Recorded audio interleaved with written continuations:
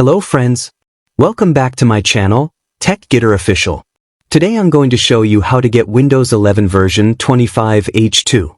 Microsoft has released it to developers, and you can install it right now using Windows Update or with a clean USB installation. Let's start with the easiest method, installing via Windows Update. Open Settings on your Windows PC, then go to Update and Security, or Windows Update in Windows 11. Select Windows Insider Program from the left-hand menu and click Get Started, linking your Microsoft account. Choose your Insider channel, Dev channel, Beta channel, or Release Preview, then confirm and agree to the terms. Restart your PC to apply the changes, and after it restarts, go to Windows Update and check for updates to get Insider builds. Now, version 25H2 isn't a massive overhaul like 24H2 was. Think of it more as an enablement package. It focuses on refinements, stability improvements, and a few handy changes that make everyday use smoother.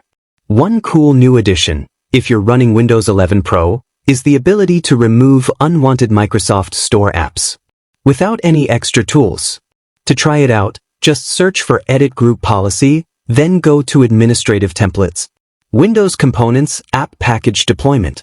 There, open the option called Remove Default Microsoft Store Packages.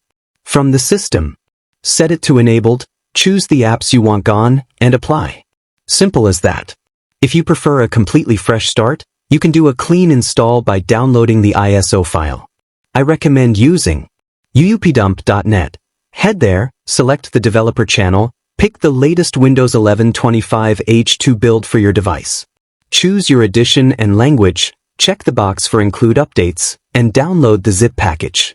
Once it's downloaded, extract it, rename the folder to something simple like 25H2, then open up_download_Windows. CMD as an administrator. When prompted, type R to continue, and let it do its thing. This process can take up to an hour and will need at least 70 to 100 gigabytes of free space.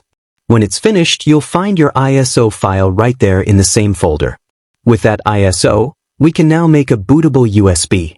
Download Rufus, plug in a USB drive with at least 16 gigabytes of storage, and select your ISO. Give it the label, and if your PC doesn't meet the official Windows 11 requirements, you can enable the bypass option. Click Start, confirm that the USB will be erased, and wait for Rufus to finish. Now it's time to install Windows 11 25H2. Restart your PC and boot from the USB drive. Select your language, time, and keyboard layout, then move on to installation. If you don't have a product key handy, just skip that step for now. Choose your edition, accept the license agreement, delete any old partitions, and install Windows on the unallocated space. Once setup is done, you'll go through the first-time setup wizard, give your PC a name, sign in with your Microsoft account, set a PIN, adjust your privacy settings, and skip restoring backups if you want that clean, fresh system. When you reach the desktop, press Windows plus R, type WinVer, and you should see Windows 11 version 25H2 displayed.